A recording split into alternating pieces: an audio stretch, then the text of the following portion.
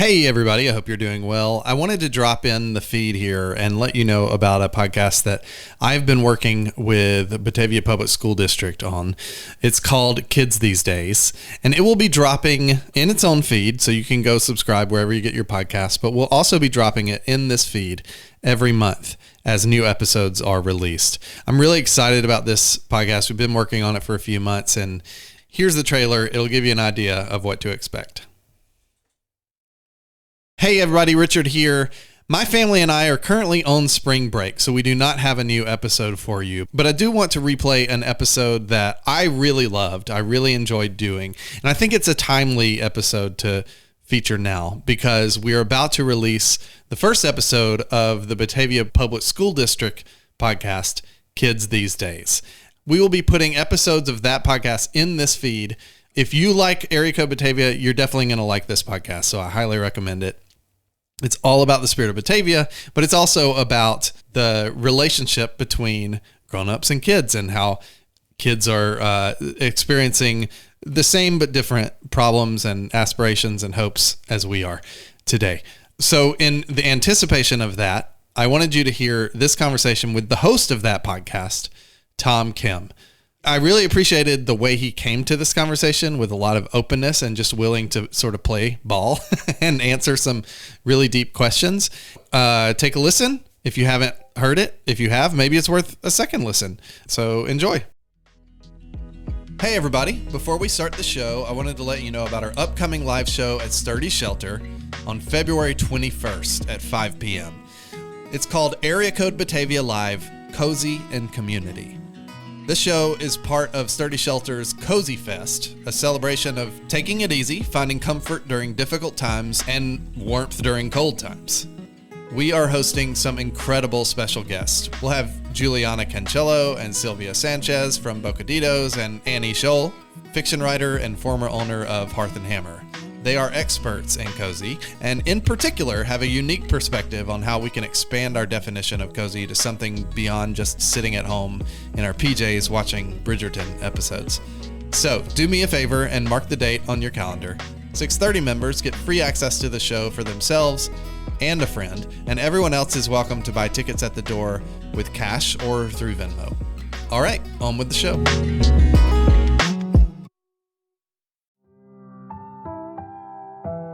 Hey everybody, you're listening to Area Code Batavia, a podcast about what it means to belong in Batavia.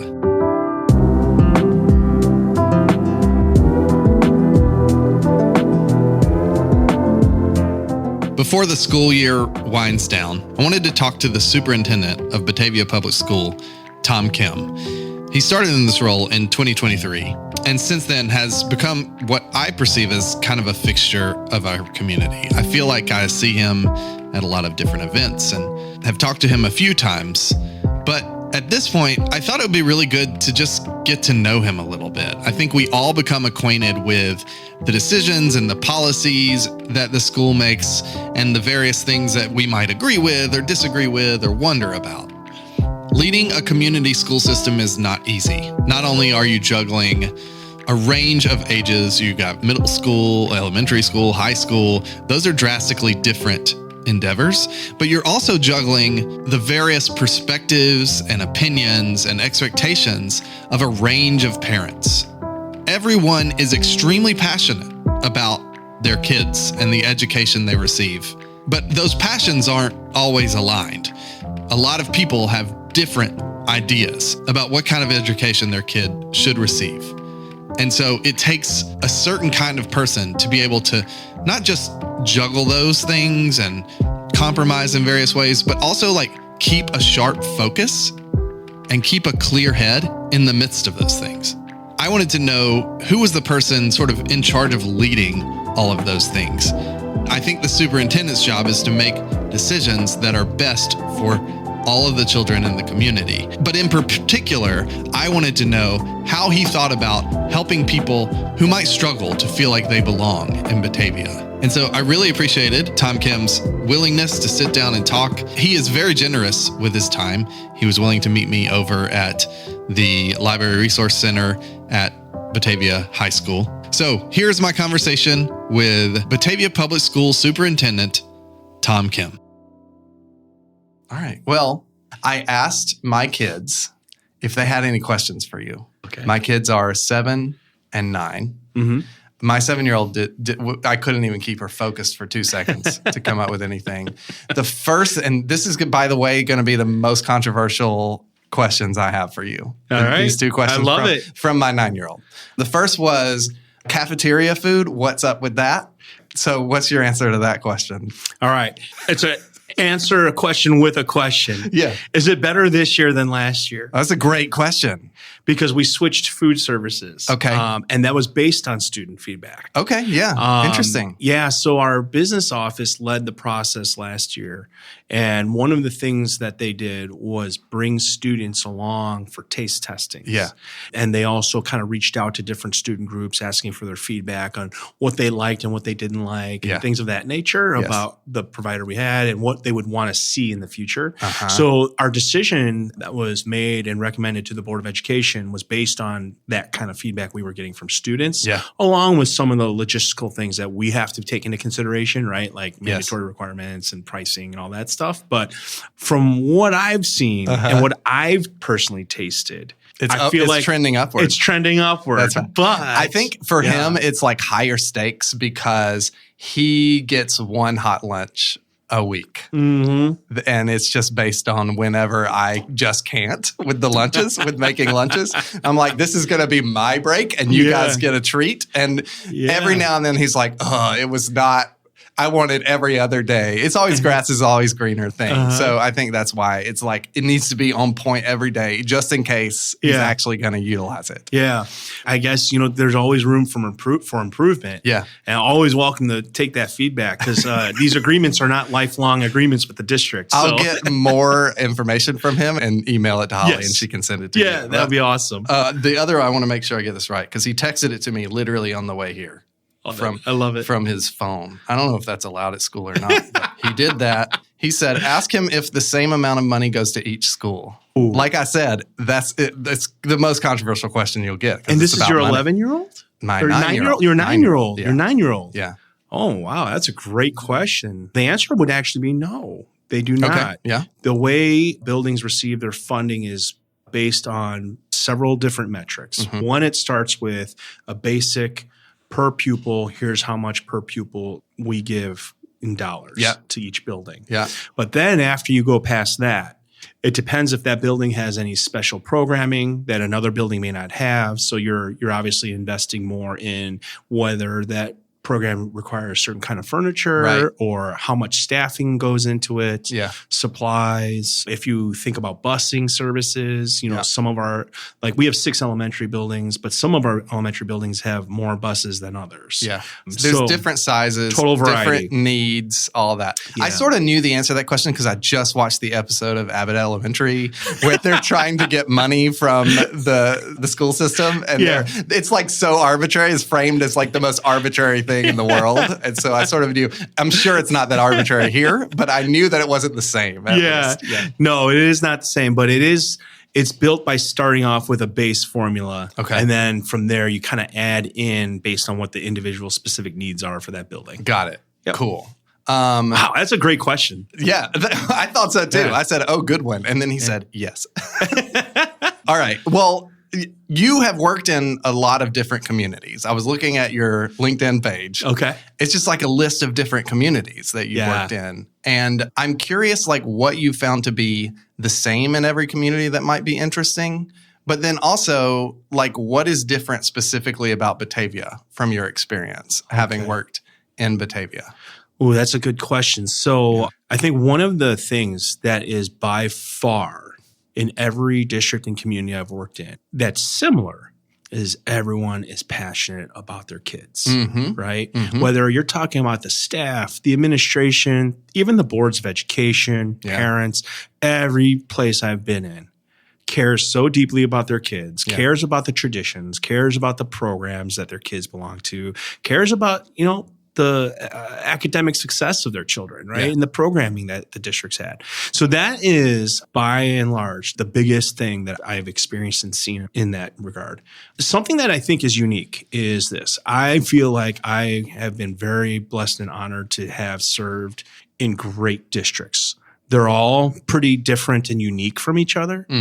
But I would also say those were amazing experiences that I had there. Yeah.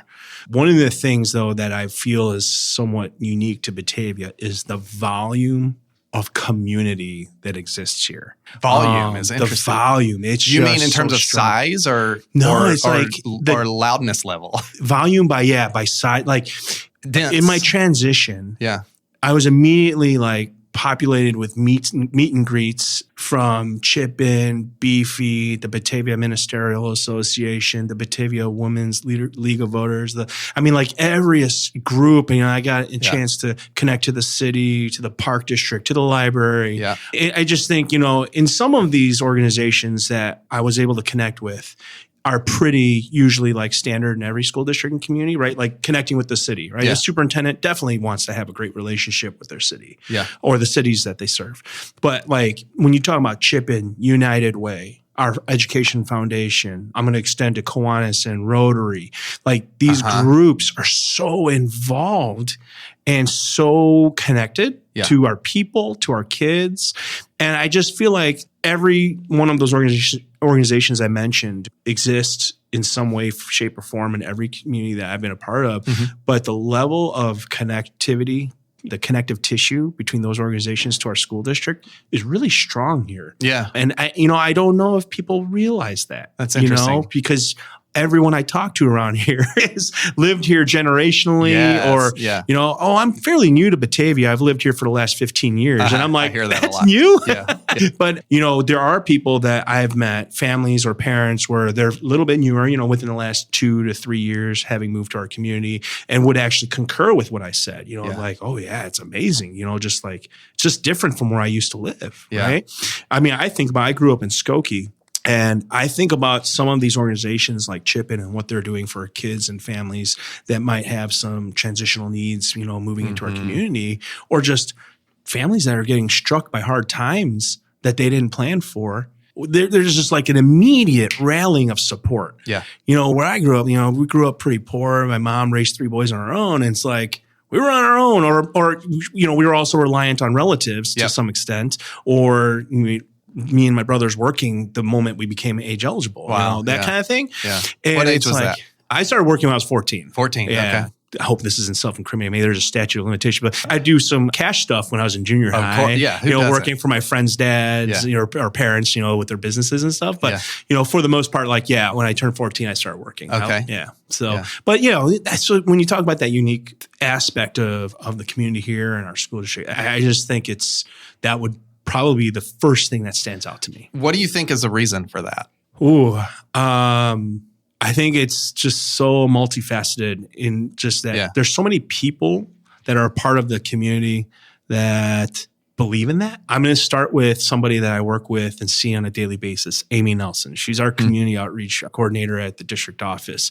Amy is also a generational family of Batavia, right? Yeah. And her husband's a teacher in our district, and the connections that she has and just the servant leader kind of mindset that she has is just incredible. I think about even when I meet with Mayor Schelke and just, how he talks about the history of the city and the community. Right. When I see what the Park District is doing and trying to bring a lot of celebrating of just the agencies, during the holidays, the Christmas holiday time, they did a little luncheon to all the agency partners and said, hey, you and your teams come, we're grilling out food and, we just want to break bread together.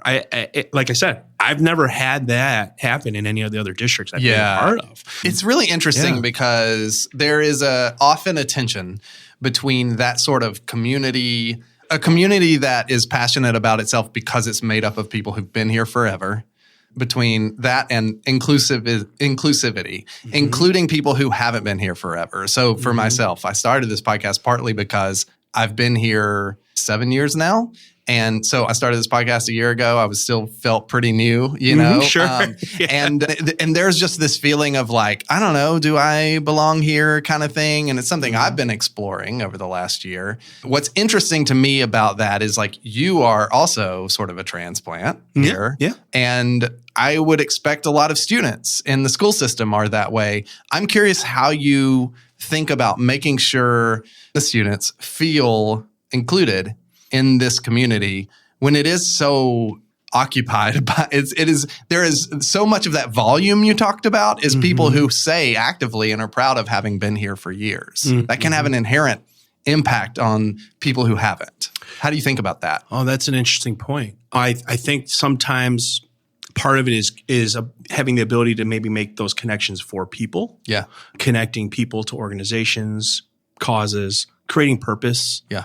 Some like right now, for me, as we continue to find ways to try and increase that sense of belonging in our district, right? Or some of the initiatives we're working on just trying to increase the amount of participation we have with our students in extracurricular activities, for example. Yeah. Those kinds of things. You have that kind of a project or mission.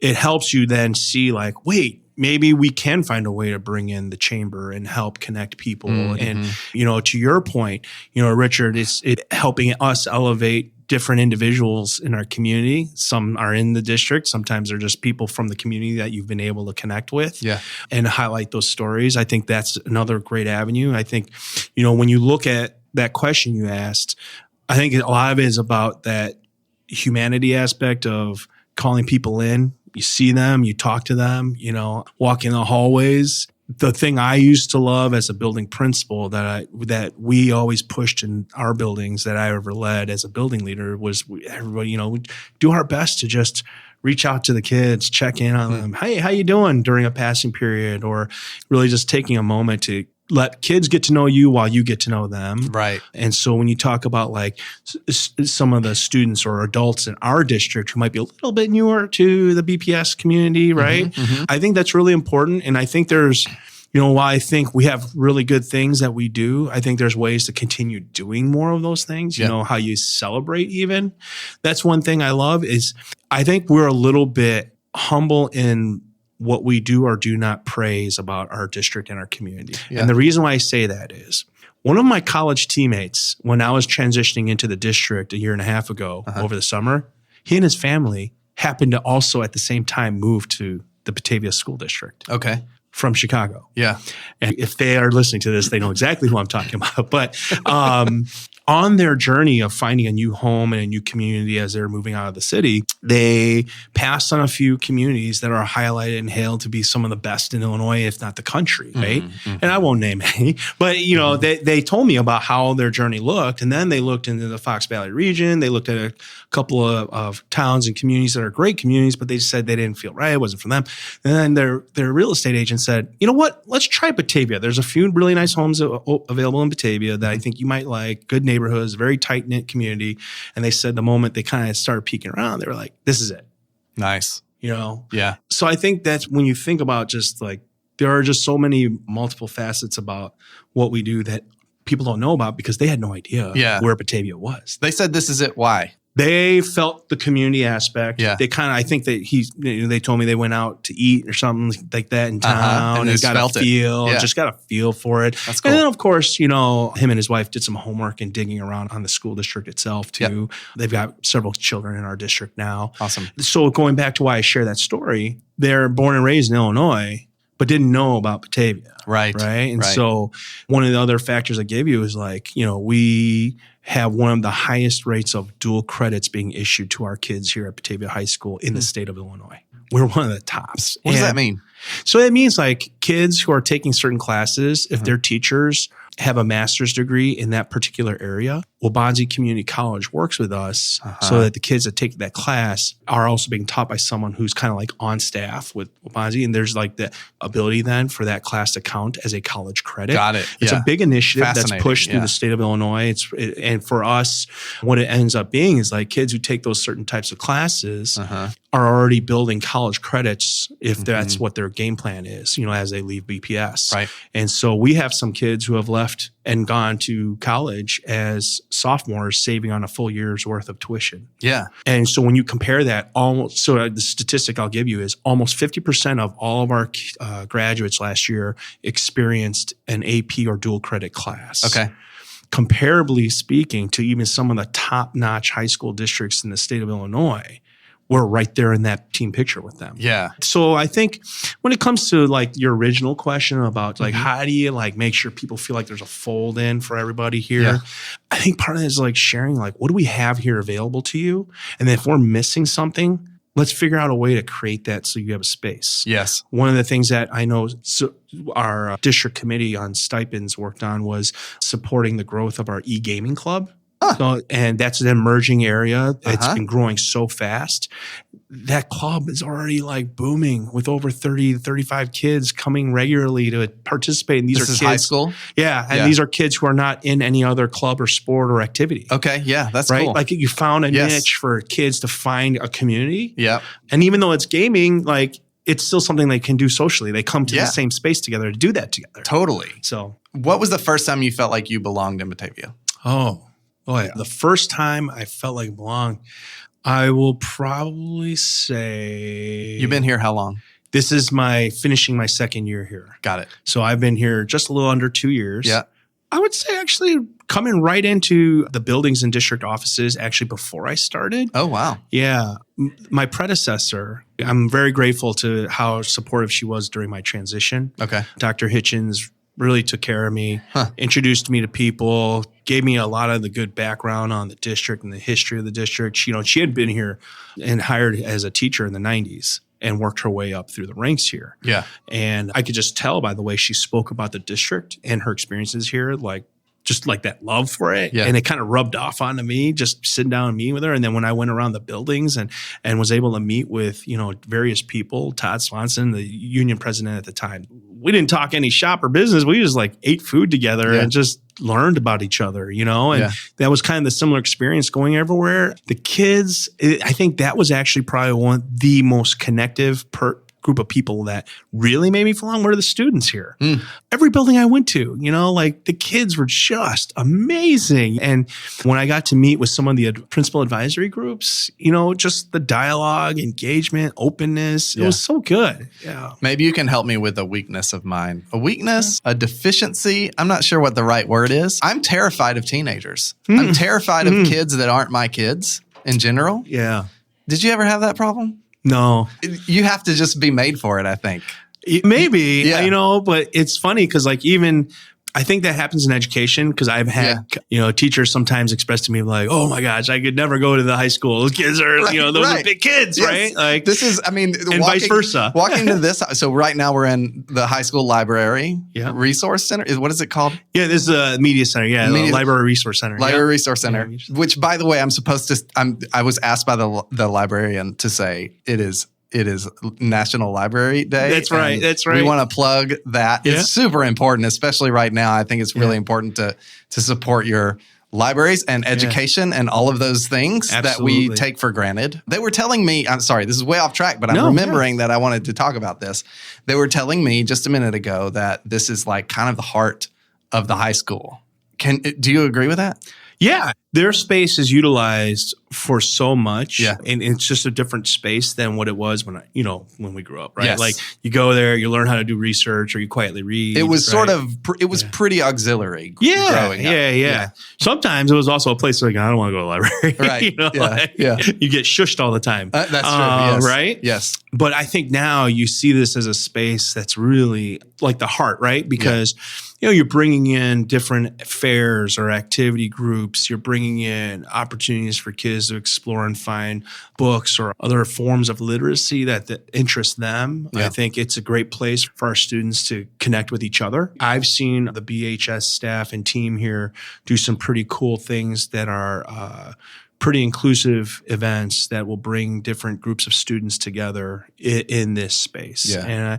And, I think that's really important. It almost transforms itself into a place that's a good, safe space for kids. Yeah, that's cool. Absolutely. This episode of Area Code Batavia is brought to you by 212 Degrees Construction Group. Maybe you live in an older home here in Batavia, one of those houses with good bones and great local history. But you also know the reality of living with shortcuts taken by previous owners. There's that feeling you have of they did the upgrade, but they definitely cut corners. Of course, we'd like to make some upgrades of our own in our house. We have this vision of turning our back porch into a sunroom, a place where I can sit at my desk surrounded by trees and the sounds of nature and actually get some kind of work done in the sunlight. But we've hesitated. We're not big fans of those high-pressure contractors who want you to sign right now for a today-only discount. And it always leaves us wondering, are these people actually invested in my home, or do they just want to check? That's why I'm glad that 212 Degrees Construction is right here in town. They're a Batavia-based business, and most importantly, they're not interested in patchwork solutions. Their primary concern is a job well done. When you talk to the people at 212 Degrees Construction Group, there's no pressure, and they handle the permits and the headaches so that you don't have to. They're the people you call when you're tired of thinking about doing something someday and you're ready to get things done right. If you're ready to turn your dream home upgrade into a reality, or just fix that one room that's been driving you crazy, go to 212dcg.com or click the link in the show notes.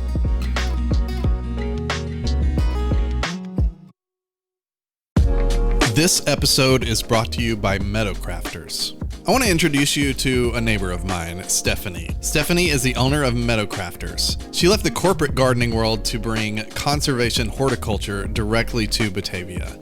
She's more than just a crew with a trailer and a mower.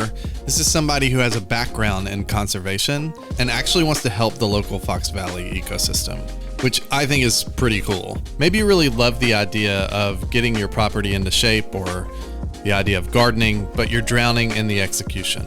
You don't want to spend your entire weekend weeding, mulching, or pruning. Or maybe you just need a little help.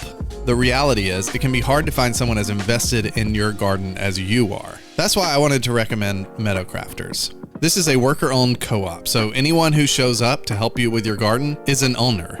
They're not just checking the box, they have actual pride in their craft. Whether you need your garden fully managed by an expert or just someone to come in for a few hours and help you tackle that one project you've been meaning to get to, check out meadowcrafters.com or click the link in the show notes. Okay, so back to the question of how to not be afraid of teens. What do you tell those teachers? What's the secret? I always just say they're kids. They're just a little bit older, Yeah. you know, a little more, maybe wider range of interests and such developmentally. But, you know, they're all just kids still at heart. You know what's crazy is that I was a youth pastor for several years. Oh. But I think it was such a bad experience for me that it actually traumatized me a little bit. I'm doing therapy. I'm just full therapy now. But like, I think that's some of it for me is I was like, oh man, it wasn't even the kids that traumatized me. It was just like the nature of the job and how ambiguous and weird it was. But I think it left me with some baggage a little bit. I wonder, I mean, it must have been hard because when you're in that kind of role, you kind of carry the weight of everybody, right? Because it's all coming to you. Yeah. Right? Yes. And a lot of different expectations for that sort of role too. Yeah. Yes. Which you must face a lot of different expectations for not only what a superintendent does, but what the education system does. There are a lot of different opinions. And you mentioned at the top of this, parents are extremely passionate about their kids. Yeah. That can be read in two different ways in terms of positive or negative. Yeah. I don't know if it's ever really a negative, but it can often have negative impact in terms of like people, they're mad at you for whatever reason. And it may be the polar opposite reason someone else is really happy with you. Mm-hmm. So how do you deal with the drastic range of expectations that are put on the education system locally here? I think you have to really start whenever people are wanting to engage with me with that kind of focus in mind. Yeah. My biggest thing, I always just keep at the forefront of how I'm engaging and my level of curiosity to the conversation is just keeping in mind they're the parent. Their job is to advocate for their child. Yeah. No matter what the request, whatever the situation is, you know, I always just try to remember, hey, they're coming in doing what they're supposed to do. Right. Right. And it's my job and those that work with me to make sure that, hey, do we have a situation here where we have a systems issue? Do we have a situation where, you know what, the system was all right. There was a human error here and something that happened, right? Or is it something where maybe we're missing something and what did that solution look like? Or how do we problem solve that, right? Because you're right. Sometimes when you hear like even just from one group or individual parent and then another, and it's like if you took care of both of their concerns, you'd actually be potentially upsetting the other parent because it took something away from that, right? Yes. And so that's why I think the best approach as an organizational leader is you have to kind of determine and understand what the actual issue is. And so for me, overall, I mean, everybody I've engaged with when concerns are brought to me, I feel like people are advocating for their child. And I love that and respect that. As a parent myself, you know, who have kids in school, like I get it. Have you always wanted to be a superintendent specifically? No. Or, okay, what did you want to be? I wanted to be exactly what I was when I was at Elgin High School. I was a teacher and a coach. Okay, interesting. You went from Skokie to Elgin? So Elgin High School was the first job in education I ever held. Yeah. What made you want to get into education? I probably, without any doubt, it was my teachers and all my coaches, all the adults that influenced me growing up. In Skokie. But even like when I think about some of the teachers I had in Chicago, I'll never forget Miss Benitez. You know, she was my elementary school teacher at Budlong before we moved to Skokie. There was just a lot of influential educators all along my journey. Even Dave, one of the maintenance people at Old Orchard Junior High, like he was such a kid magnet and he was great. And he always like, I don't know, like I felt nice when he would check in and he'd be like, how you doing, buddy? You know, and I'm like, I'm all right. And he's like, hey, come on, let's go shoot some hoops. It's just like, I don't know. There is a power in adults connecting with kids. Yes. You know, and well, you know the old saying, it's like, you never know when you're going to change someone's day. 100%. Just saying hi. Yeah. I went to public school and I think a lot about the impact specific teachers had on me. And it is almost very random. It's dependent on the individual student and how it syncs up with the teacher. You literally never know. But it does make a huge impact when it does hit, you know? Yeah. I am going to ask you a point blank question that I feel like is a weird question, but so many people have told me that you have a great story. That phrase has come up multiple times. And I can't figure out how to get to that without asking, what is your story? All right. What do you think they're alluding to? And then we can I don't know. Just that I like to cook. I love cooking, by the way. Well, I mean, I just opened it a little bit with my answer to your question just a moment ago. Yeah. I'm the oldest of three boys, second generation. My mom emigrated to the country, to the United States in the early 70s. Okay. Where? South Korea. Okay. And so my wife's mom did as well. Oh, yeah. Because I remember meeting your family at JVN. Yeah. Or you talked to Jennifer about it. Yeah. That's cool. And so, you know, you probably have then for your own context, like some understanding of what that looks like, right? My mom was the second youngest child of a big family, a lot of siblings. Did you have a father? Yeah. Okay. I did. Interesting story is it was kind of an arranged marriage. Oh, interesting. Yeah. And my mom once told me a story about that, and my mind was just blown away. Yeah. I had no idea and how that happened. But, you know, growing up, we moved around a little bit within Chicago, had a couple of minutes in the suburbs, then back when we moved to Colorado for a little bit, then moved back to Chicago. Okay. And then eventually moved to Skokie. You know, I think a part of what it drove that is, in particular, was just feeling like my mom especially wanted a better educational experience than at the time. The joke I like to give people is when I was going to be moving into, I think it was 5th grade, they had told my mom that they were going to advance me like 2 grade levels in math and English. And I think my mom, if I remember my memory serves me correctly, she was like, you know, she told me, Youngnam, my Korean name's Youngnam. She's like, oh, I love you, but you're not that smart. And she was so right. She knew better? She knew better. She gave mom's honest love. Yeah. But we moved to Skokie. My parents wound up getting divorced soon after that. Okay. And, you know, whatever happens in life, right? Yes. And I think given what we knew, my mom made absolutely the right decision. I was very supportive of that as the oldest of 3 boys at a tender age of like 12 or whatever I was, you know, something like that. But Isn't it weird that as kids, we feel like we have to evaluate our parents' decisions as if we could possibly have any real knowledge or input into what they're going through? Yeah, I know. It's interesting, you know, and I think a lot of that has to do with the fact that, you know, my mom leaned on me a little bit too, and that that relationship my mom and I had helped. Not help. Maybe help's not the right word, but you know, I grew up fast, and then so you know, there's things you go through in life and those kind of dynamics, and then makes you who you are. Makes you who you are. Totally, exactly. Yeah. And my mom, when her job moved from Lincolnwood, her company was on the Lincolnwood Skokie border. She worked in a manufacturing plant, kind of environment. But they moved to West Chicago out this way. Okay. Her English was really limited. She couldn't find any other jobs. Yeah. So she stayed with the company and so would drive from Skokie back and forth every single day, Wow. right, while we were growing up. So that was kind of like the lifestyle for me and my brothers growing up. And then Did you struggle with belonging during all of this? You're moving to a lot of different places. Yeah. You're sort of a first generation, what's the phrase? First generation immigrant. Is that right? I think I'm technically second generation. Second generation. My mom immigrant. would have been the first generation since she was foreign born. But people would notice that, I guess. Yeah. And how did that affect like your ability to belong in all of these communities? Yeah, it's interesting, right? Like there's such an emphasis on maintaining language abilities these days, right? Like, which I love world languages. I love just learning and knowing it. But when I was a kid, my cousins used to tease me about the fact that I used to speak Korean really well, and then I started going to school.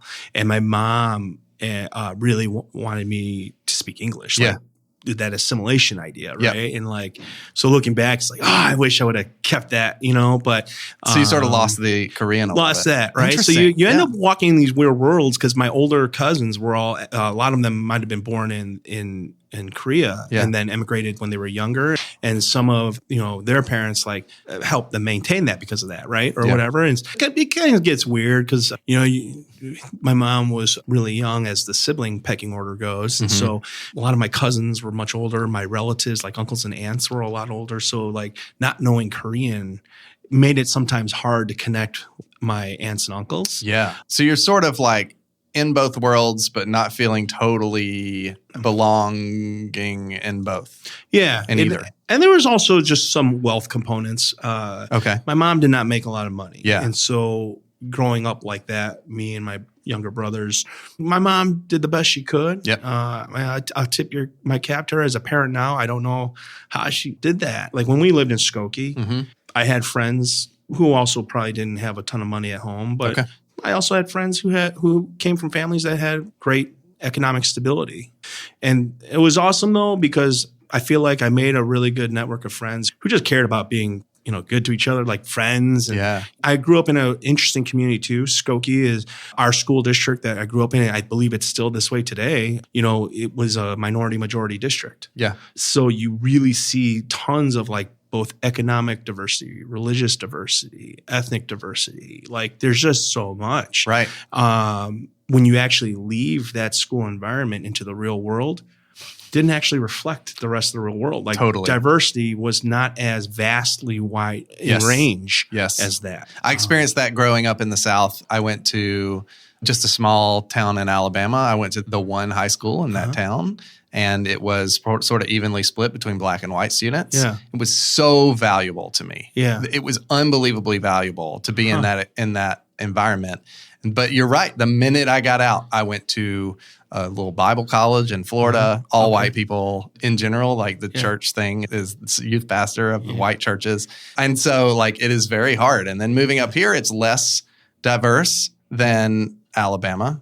I sort of miss that sometimes, but it's impactful and it's different, Yeah. I don't know what specific aspect people tell you about my story. Right. It is an interesting question. What do they have in mind exactly? But I think a lot of what you talked about is a big part of it. Yeah. Because maybe that's what it is. My mom, my senior year, was diagnosed with cancer. Oh, wow. And so, we went through that. The network of relatives that my mom has, or that we had as a family, my cousins, my aunts, my uncles, just great human beings. They always took care of us throughout our life. I'm probably, when I reflect, thinking that in my life, I know about the hands that helped me get to where I am at this point in my life. Yeah. I got to imagine there's probably twice the amount of hands that I have no idea that helped me behind the curtain of getting to me where I'm at now and supporting, me and my brothers and my mom, so it's like one of those kind of situations. Yes. When I decided to go to college, I was thinking far and wide and very close. And at the end of the day, I wanted to go into North Park College. I played football there. Mike Liljergren was our head coach and great guy, great professors there. She's no longer with us, but one of my dearest mentors, advisors, who eventually became my friend, was Nancy Berggren. And just such a great experience. But I stayed close enough to also be around my mom, family, to that extent. But, those were some really great kind of experiences, I think, that helped shaped some things with me. And then I went to officer candidate school for the Marine Corps. Okay. That was a pretty defining moment, I think, in terms of my mom will tell people, Megan always, my wife loves telling this story to people, but my mom always told her like, oh, Tom was always a leader when he was a kid. I could always see it. Always. But the thing is, my mom realizes I also had really bad moments as a leader, as a kid, I wasn't always like listening to people, or I said, do it my way. Or if you ask my brothers. Yes. Yeah. But I feel like if you want to be a leader growing up, you definitely start bad. That's just the way it is. Right? Like leadership is not something that you inherently are good at really ever, I don't think. I don't know. Maybe I'm wrong about that. But well, I think you have to step in it a few times. It's like anything else. Yeah. You might have these skills that can go good, it can go, go really well, or it can break bad, right? Yeah. But life and who you surround yourself with helps kind of shape that clay, right? Yeah. Valuable lessons learned there. But then it's when I became a teacher and a coach that I, like that next phase of life, I got surrounded by just really great people, influential, both colleagues and administrators that worked with me, and you end up where you're at today. Yes. Was there ever a moment that you questioned your decision to go into education? Yeah. So when 9/11 occurred, there were a couple people I were thinking about that I had done my boot camp training after 9/11, I was really like at this crossroads of like, oh, should I go back? You know? And in 2003 in U46, the 2003-2004 school year, the district had uncovered this massive deficit that surprised them. So there were huge reduction in force notices going on in that spring. Oh, wow. Yeah. And I was on the verge of so I was pink slipped. And my principal, Mr. Smiley, at the time was like, great principal name. Yeah, right. But he was not Mr. Smiley. Mr. Smiley was a tough guy. But, he was working really hard to try and make sure that I'd be brought back to not just the district, but to Elgin High School. And I just remember he wasn't sure though what was going to happen, right? Okay. It was a huge deficit. Wow. But so I was teetering at the 11th hour about what to do. I mean, I remember, I think they notified me first week of June or last week of May that they would be bringing me back to Elgin High School. But you were just like, okay, I guess that's my sign. So maybe that was a sign. Yeah. Because honestly, Richard, maybe a week or two later than that, I think I would have been out of education. Wow. Forever, you think? Maybe. I was very passionate about my experience, brief as it was, with the Marine Corps. The experience there was something that I thought about a lot. When you had asked me, did I always know I wanted to be a superintendent? I said, no, I want to be a teacher and a coach, right? Yeah. One of the things the reason why I can tell you this is my senior year English teacher asked us all to write a letter to ourselves 5 years out. And she told us, Miss Cole, and she said, I will send these back to you. Address it to where you want it to go. I love that. And she did it. Yeah. I will never forget that. And in my letter to myself, I said, have you gone in the Marine Corps? Did you end up playing football in college? Are you a history major? And now are you teaching and coaching? I can't believe I thought about those things. Did you end up playing football in college? I did. I played at North Park. Yeah. You did all the things. I literally did everything I was thinking about at the crazy. time as a senior in high school. How did I did not do all the things I wanted to do in high school. How did you pull that off? I don't know. I mean, it's just the way life worked out, I guess. All those invisible hands, I think are really at play. My mom, that was a big thing too, because I wasn't sure how much more do I need to focus more on work when I was in college than playing football. Yeah. But my mom made it out okay from her cancer. So good. She's still with us today. Awesome. But when I got to Elgin, I loved it. I got hired with a class of new teachers that we just bonded, and I actually married one of them. I was their officiant. Yeah. I served as their officiant. I was their officiant for their wedding. It was such a great bond of people. We were really tight, and the kids and the community. In fact, actually, one of my former football players is getting married next month and invited me to the wedding, my wife and I. So I don't know. It was a great experience. One that I never thought, Richard, I'd leave anything for. Yeah. But again, great mentors, my athletic director, Art Roman, who I just hold in the highest regard, really talked to me about my future as a leader, this and that. And yeah. That's cool. What keeps you up at night? Oh, a few things. I don't sleep a lot. I think by nature, a lot of us in education are people who want to fix problems for people, right? And so like when you're faced with things that might be a little bit more out of your control, you're faced with things that you do want to fix, but it's going to take, okay, so then how do I strategically lead that with a group of people to see the vision the same way, right? Or inspire them to follow. Leaders are only leaders when people follow you. You got to look back and make sure that people are coming with you. Right. And so I think those are some of the things, because sometimes I just don't feel like I'm good enough. And so that's why I've always operated from the idea, I may not be the sharpest person in the room, so I use my work ethic as the way I'm going to make sure I belong at that table, you know, if that makes sense. What do you mean by your work ethic? I'm going to outwork you. I'm going to out hustle you. You know, like when I was a student athlete, I wasn't the fastest kid, nor was I the strongest kid. Yeah. When we were doing 40-second drills from sideline to sideline, I'm not going to be the last one. I'm going to be able to keep going when you want to quit. You know? That is when I was asking, how did you pull all of that off? That was a little bit my hunch, was like pure force of will, you know, I think is part of it, because I mean, you're talking about a guy who's been in Marine Corps, a guy who's come from an immigrant background. It all adds up to this person who, if you're going to even survive, it's going to be, you've got to do the thing, like do all the things, which I struggle with, honestly. Yeah. But yeah, it makes sense. But I think that's why when I got into education, I had a lot of people like fill the void of a good father figure role. Okay. You know, I talked about Art Rollman. Art Rollman, as speaking for me as an adult, was probably like one of the people I think about when it's like what it looks like in understanding what it means to be a father and a husband, and also balancing a career around that. I mean, you know, if you know anyone who hears this that knows Art knows what I'm talking about. And then just along the way, just, you know, you're seeing different leaders and being exposed to leadership styles with people who I've admired my entire career. But at the same time, it's like, as a good teammate, I don't want to let them down, you know? And I think those are some of the intricacies about what makes people tick. Coming into the district, our opening day message, which I think went like 25 minutes longer than I promised everyone. You know, I talked about my biggest thing in the district coming in. One of the things I said was just be a good teammate. That's an expectation. Just can we be a good teammate? Yeah. You know, will you run through walls for each other? Will you make sure you have yourself so held accountable that you don't want to let your team down? You don't want to let your teammates down. Yeah. And I don't care what position we have. Yeah. You know, we're all important to that work. Not to do your PR for you, but I think that's a big piece of why you're such a good fit for Batavia. We talked about Batavia having this high volume, dense, tight-knit community in some ways.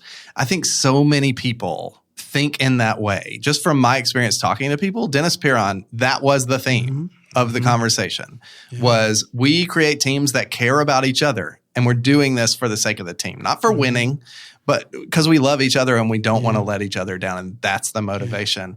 I think of Chip In Batavia. I talked to Joanne Spitz. It's very much like, these are people in our community. Yeah. We cannot let them down.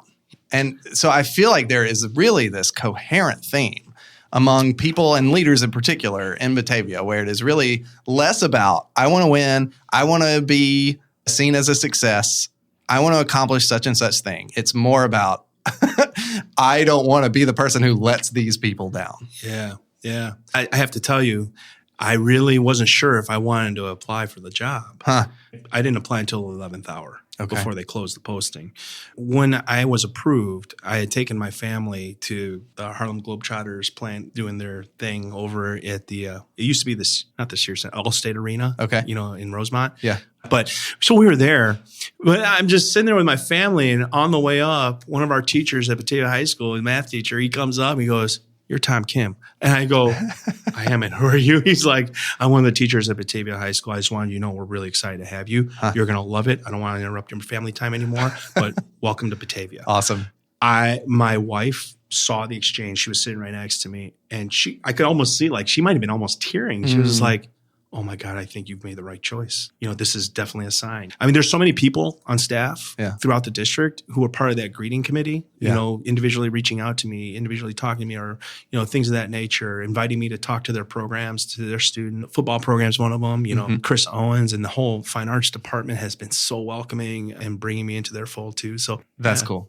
To you, what does it mean to belong in Batavia? Well, if I wanted to define it, I want to say that it's about helping each other and supporting each other and loving each other. Not to sound cheesy, not to sound really corny or cliche, but I think there is, when I say that, I mean it from like a spirit of humanity kind of thing. Mm-hmm. I'll give you another example of what I mean. In my research prep for interviewing with the district, with the Board of Education, I had watched about a year or two's worth of board meeting. I found it really interesting how unified the board came out during pandemic situations in talking about how the district was going to move forward, what they had to vote on from the administrative recommendations. And granted, I know it wasn't all perfect. And I know that there were a lot of differing point of views. Yeah. I get it. Yeah. Trust me. I was in HR at the time that this was happening, right, in my district where I was working. So I understand.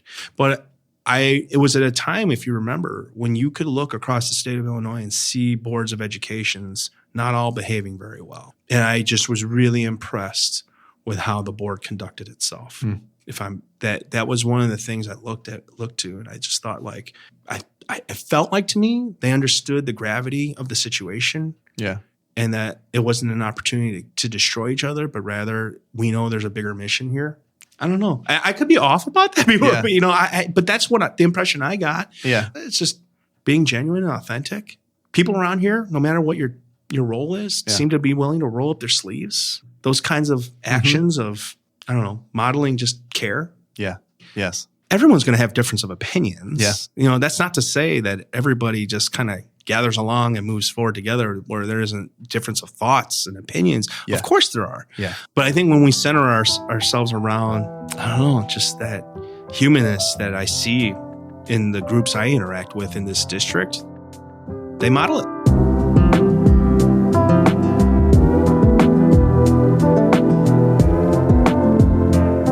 It's one thing to say you live in a welcoming place. It's another thing to be the person who is welcoming them. I think Tom Kim is one of those people who welcomes. And part of welcoming is supporting, is enabling people to succeed, to do their best work, and to thrive. But those things don't happen just by virtue of saying we live in a welcoming place. They happen because we welcome and we enable and we empower people to succeed. I think he knows that because a host of people actively did that for him. As a result, he's able to do that for an entire community of students.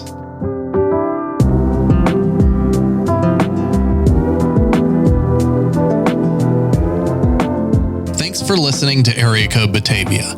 We'll be back in 2 weeks with another episode. If you enjoyed this podcast, you should absolutely subscribe to the newsletter. Not only will we let you know when a new episode is out, but you'll also receive a weekly list of 5 concrete ways to belong in Batavia. Just click the link in the show notes. Most importantly, if you know someone who would love to hear this podcast, please share it with them. Word of mouth is the best way to grow our community and help more people feel like they belong in Batavia, Illinois. Area Code Batavia is produced by Area Code Audio. It's hosted and produced by me, Richard Clark, with additional production help from Jennifer Clark. Edited and mixed by Matt Linder.